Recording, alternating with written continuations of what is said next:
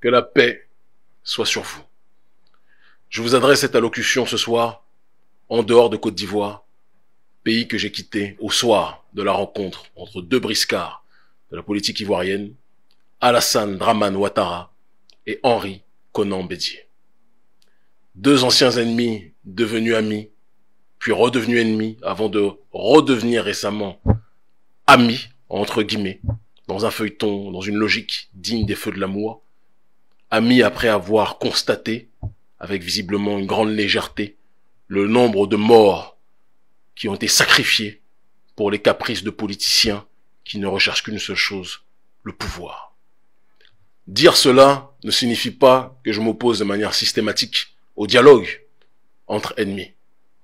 Car bien souvent, pour permettre la voie de l'élévation pour la population, il est nécessaire que des camps adverses puissent s'asseoir à une table et discuter, plutôt que de se faire la guerre. Ce que je regrette amèrement, c'est que ces personnes présentées comme des sages, comme des guides, comme des aînés, aient dû attendre la mort de centaines d'innocents. On nous parle de 85 officiellement, mais on connaît la notion d'officiel en Afrique et d'officieux.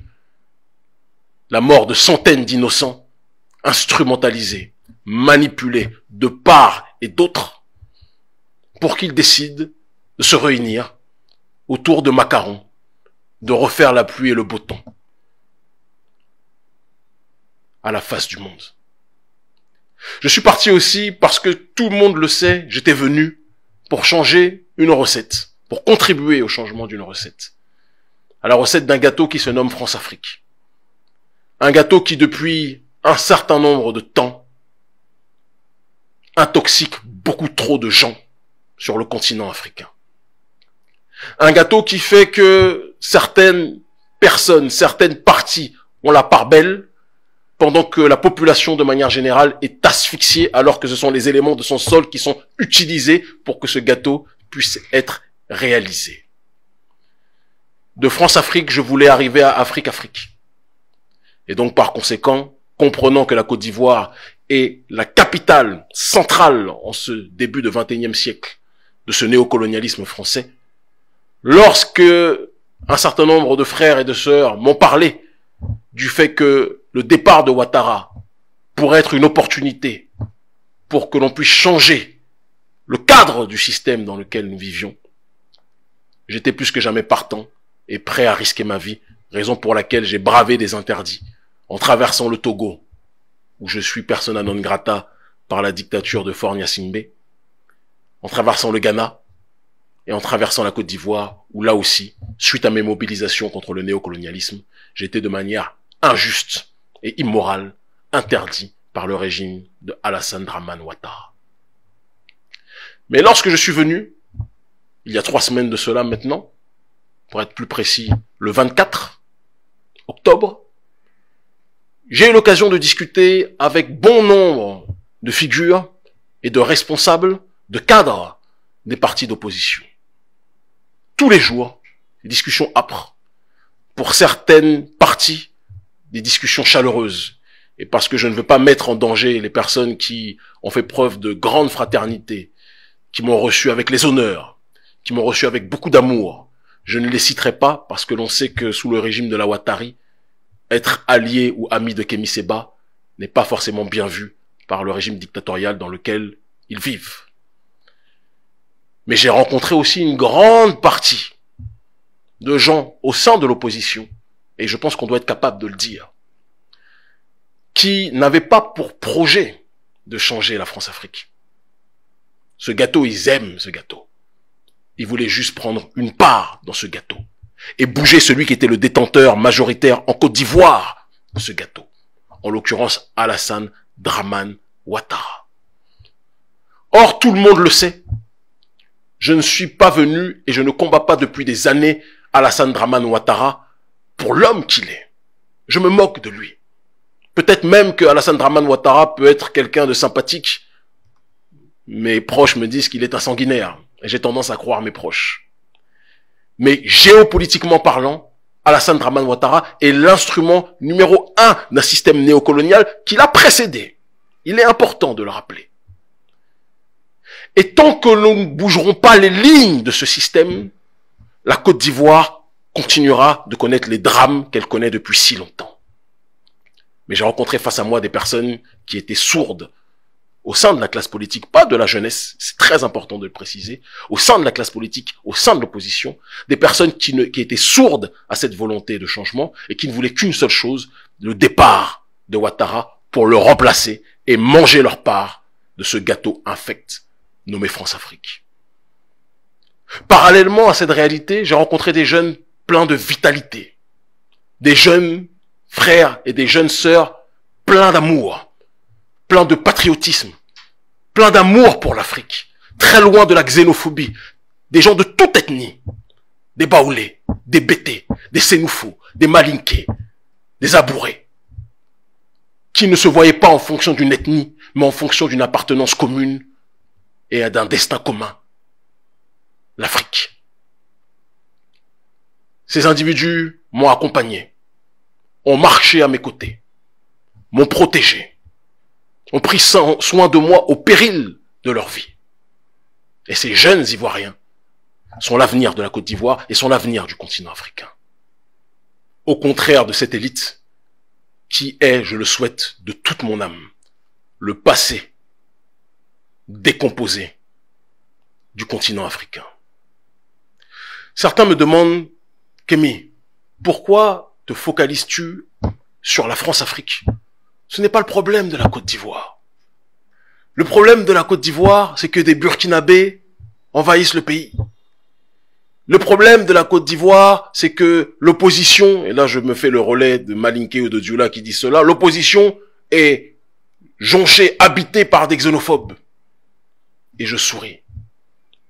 Parce qu'on ne peut pas décrypter ces contre-vérités de part et d'autre si l'on n'est pas capable d'analyser la manière dont a été constituée la Côte d'Ivoire. La Côte d'Ivoire, le colon arrive dans une zone où diverses ethnies, pas forcément antagonistes, qui vivaient dans un bon voisinage, qui étaient dans des interactions pluriséculaires. Il y avait des Abourés, il y avait des Bétés, il y avait des Malinké, il y avait des Sénoufos. Comme dans toute famille, parfois il y a des disputes, et comme dans toute famille, parfois il y a des unions. Le colon est arrivé à dresser un périmètre et a dit, à partir d'aujourd'hui, ça c'est un pays. C'est la Côte d'Ivoire. Il n'a pas pris en compte le fait que certaines familles étaient installées à l'intérieur de son périmètre, mais aussi à l'extérieur de son périmètre, comme par exemple au Burkina Faso. Vous avez des familles qui sont en Côte d'Ivoire, dans le périmètre colonial, et d'autres qui sont dans l'autre périmètre, qui est le Burkina Faso, anciennement sous la colonisation, la Haute-Volta, et la Côte d'Ivoire, la Basse-Volta.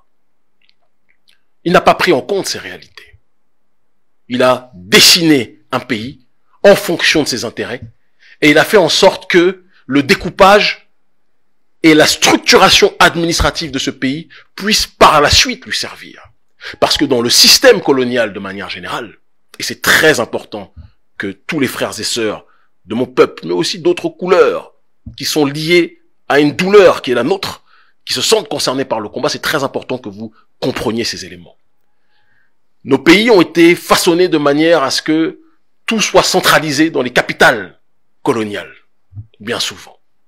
De telle sorte que tout ce qui devait se passait autour des capitales, soit politique, soit par la suite économique, peu importe, et qu'il y avait toujours dans chaque pays des zones qui, étant éloignées de ces capitales, se sentaient, à tort ou à raison, un peu moins prises en charge. C'est une donnée historique que l'on retrouve au Sénégal, que l'on retrouve en Côte d'Ivoire, que l'on retrouve au Nigeria, que l'on retrouve au Cameroun, que l'on retrouve dans des tas de contrées africaines. Et c'est un héritage d'un processus colonial. Parce qu'on ne peut pas comprendre le combat politique d'aujourd'hui, ce n'est pas capable de comprendre, un certain nombre de données historiques et géopolitiques. C'est la manière dont le système colonial français a façonné l'Afrique telle qu'on la connaît aujourd'hui. De telle sorte que certaines ethnies, qui auparavant n'étaient pas en conflit avec d'autres, ont senti sous le joug de la colonisation qu'elles étaient peut-être un petit peu plus laissées à l'abandon. Mais dire que de tout temps, comme c'est le récit colonial, comme c'est le récit de libération, comme c'est le récit du monde et de tous ces torchons de France 24, dire que ces ethnies ont toujours été en conflit, c'est un mensonge éhonté. Doit-on rappeler que Péléforo Gon, un grand chef traditionnel coutumier du nord de la Côte d'Ivoire, a été un grand conseiller traditionnel, mais aussi politique, de Félix Houphouët-Boigny? Comment pouvez-vous expliquer que dans un pays que l'on présente comme le symbole de la xénophobie, à une époque très reculée, le président, qui était un grand outil de la France-Afrique, mais là c'est encore autre chose, le président Félix Houphouët-Boigny avait comme conseiller un seigneur, un chef traditionnel du Nord, censé être d'une ethnie antagoniste? Non. Depuis très longtemps, les Ivoiriens vivaient en bon voisinage. Mais l'oligarchie a été capable d'accentuer les différences de traitement en fonction des zones territoriales, de telle sorte que, comme l'expliquait Frantz Fanon, plutôt que de s'opposer, c'est ce qu'il explique dans Les damnés de la terre, c'est ce qu'il explique aussi dans Peau noire, masque blanc, plutôt que de s'opposer à celui qui est l'apôtre de la fracture coloniale et de la fracture territoriale, les colonisés finissaient par s'opposer entre eux. Un processus psychologique connu de longue date dans toutes les sociétés vivant l'oppression. Il est important aussi de dire, quand nous expliquons cela, que c'est à un moment crucial, vers la fin du règne d'Houphouët-Boigny, que l'oligarchie financière apatride impose un homme qui deviendra le visage de la finance internationale en Afrique francophone et en Côte d'Ivoire. Cet homme s'appelle Alassane Dramane Ouattara. Imposé comme Premier ministre pour appliquer des plans d'ajustement structurel. Des plans d'ajustement structurel au sein desquels on trouve notamment, pour augmenter les caisses de l'État, le projet de la carte de séjour. Carte de séjour qui ostracise un certain nombre de familles qui étaient venues en masse à une certaine époque à l'appel d'Houphouët-Boigny, du Burkina Faso, de Guinée, du Mali, voire du Bénin, pour travailler en Côte d'Ivoire. Auparavant, la circulation était plus que jamais libre, et Alassane Ouattara a été placé pour restreindre cette liberté-là. Ouattara qui lui-même a un nom que l'on trouve pour certains en Côte d'Ivoire, et pour d'autres que l'on trouve au Burkina Faso, entre autres. Et ce même Alassane Ouattara, à la mort d'Houphouët-Boigny, lui-même qui était pourtant l'apôtre des cartes de séjour et donc de la restriction de la circulation des entre guillemets étrangers, je dis bien entre guillemets parce que se revendiquer d'une nation coloniale, j'ai fait de la prison, c'est comme se revendiquer d'un numéro de matricule. C'est ridicule. Mais Alassane Ouattara, dans ce processus-là, restreignait les libertés des étrangers. Et lorsque Houphouët-Boigny meurt, celui qui, légitimement, légalement, selon la Constitution, devait prendre le pouvoir, c'était son ami, celui qu'on disait tout à l'heure être son pire ennemi, devenu ami, puis redevenu ennemi, etc., Henri Konan Bédié. La Constitution prévoyait que, sans faire quelconque effort, Henri Konan Bédié serait le président, héritier, puisque le président de l'Assemblée nationale, quand le président de la République meurt, le président de l'Assemblée nationale prend le pouvoir. Mais Henri Konan Bédié a fait une erreur d'une stupidité sans nom que bon nombre d'Africains, y compris moi, panafricaniste, ne lui pardonneront jamais. Il a utilisé un procédé, une philosophie qui à la base n'était pas négative, il faut qu'on puisse le dire, qui n'était pas excluante, qui s'appelait l'ivoirité. L'ivoirité est à la Côte d'Ivoire ce que la négritude est à l'interjection de nègres. C'est valoriser une culture à partir d'une interjection coloniale. La Côte d'Ivoire est une création coloniale, mais les gens se sont dit, vous nous excluez, vous êtes dans une démarche de nous opprimer, mais on va réussir à constituer, à valoriser le patrimoine des peuples qui sont présents à l'intérieur de cette sphère. Et quand on parlait d'ivoirité au départ, les Sénoufos, les Malinqués n'étaient pas exclus parce qu'ils étaient dans le périmètre de la Côte d'Ivoire. Mais lorsque Henri Konan Bédié utilise politiquement cette philosophie culturelle non excluante, il l'utilise pour stigmatiser Alassane Dramane Ouattara et de facto exclure un certain nombre d'étrangers. Ceux qui sont lucides vous diront, mais Alassane Dramane Ouattara, pion de l'oligarchie financière apatride, est celui qui a commencé ce procédé avec la carte de séjour. Mais le problème de la politique en Afrique, c'est que beaucoup ont la mémoire courte. Et donc, Conan Bédier a agité le chiffon de l'ivoirité pour exclure Alassane Dramane Ouattara et de facto ceux qui lui ressemblaient. Et cela a entraîné que Alassane Ouattara, pion de l'oligarchie, a pu devenir facilement la voix, le visage de tant d'Ivoiriens qui se sentaient objectivement, légitimement exclus parce que dans des zones territoriales éloignées et abandonnées, jusqu'à aujourd'hui d'ailleurs, c'est important de le préciser, on y reviendra tout à l'heure, en Côte d'Ivoire. Et à partir de cette période, une frustration réelle, palpable, de gens qui se sentaient mis à l'abandon, a pris forme. Une frustration que, contrairement à ce que certains pourront dire, on a le droit de trouver légitime. Moi, je suis fils de Béninois, de ce qu'on appelle auparavant, anciennement, Dahoméens. Les Dahoméens ont connu des exodes en Côte d'Ivoire, parce qu'ils ont connu de l'hostilité. Mon père a vécu en Côte d'Ivoire.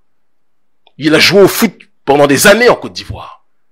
J'ai encore une grande partie de ma famille en Côte d'Ivoire. Et une grande partie de ma famille a fui la Côte d'Ivoire quand l'hostilité vis-à-vis des Dahoméens était présente, parce que c'est une réalité, quand je parlais de Frantz Fanon tout à l'heure, quand il y a une zone riche et que les colonisés sont entre eux, quand ils n'ont pas l'appareil politique, structurel, idéologique pour s'attaquer à la véritable cible et aux véritables responsables, on se tue entre opprimés ou on se combat entre opprimés au lieu de se battre contre l'oppresseur. C'est une réalité historique qui existe dans toutes les sociétés colonisées de manière générale.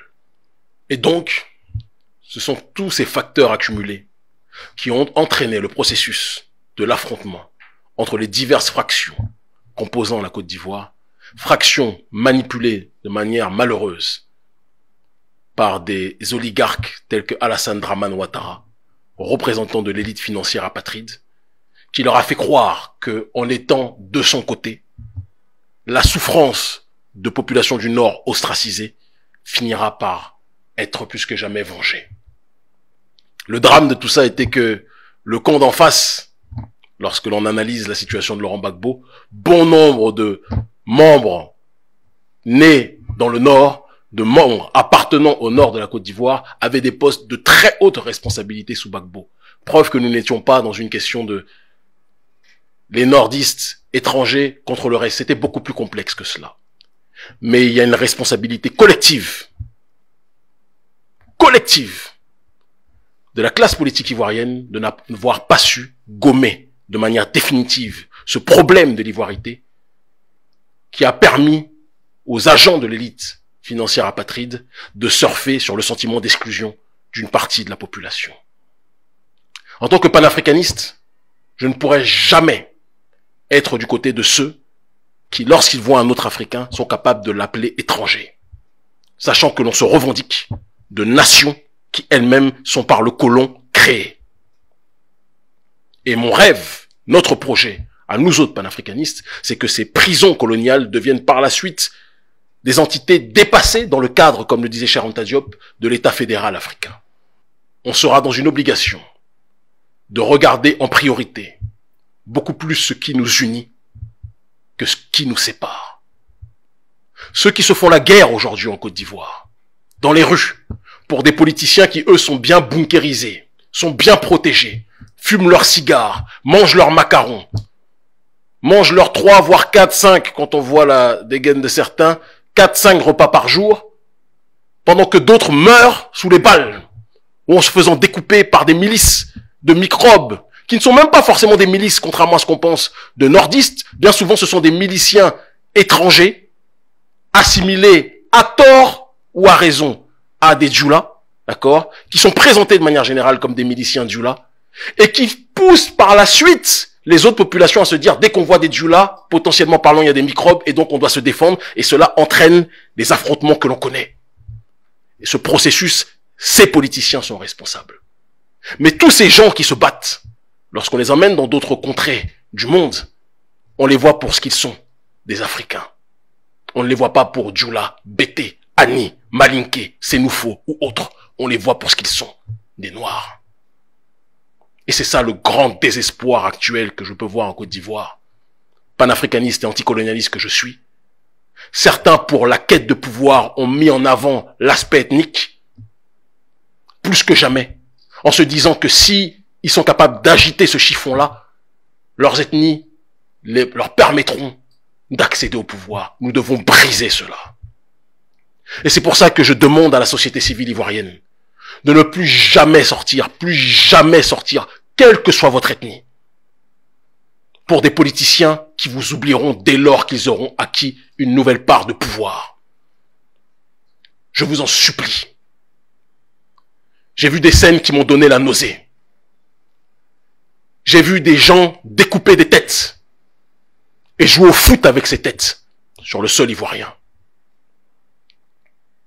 J'ai assisté, parce que je peux le dire maintenant, j'ai été à Bonoua, j'ai été à Abidjan, j'ai été à Ganoa, j'ai été à différents endroits. J'ai vu de mes propres yeux, avec mes frères et mes sœurs, lorsque je rentrais, les barrages, je les ai vécus en direct. Des affrontements entre des gens qui, si vous êtes à l'extérieur du continent africain, vous vous direz, ce sont des Noirs qui se battent entre eux. Ça ne peut plus durer. Et donc, pour conclure, je m'adresse à la classe politique ivoirienne et de manière générale à la classe politique africaine dans la zone dite de manière impropre francophone.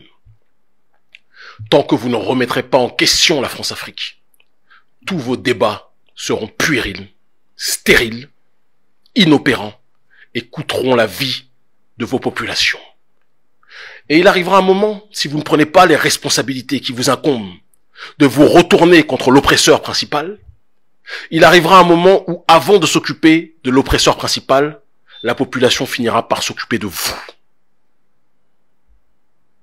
Parce que quand des gens sont à la tête de nos États pour protéger nos pays, pour protéger leur population, et qui se servent de ces postes pour s'enrichir au détriment de leur peuple, qui par la suite risquent leur vie pour aller en Libye, les premiers coupables de la situation que vivent leur peuple, ce sont ces chefs d'État que vous êtes. Ce sont ces politiciens que vous êtes. La jeunesse africaine regorge d'amour.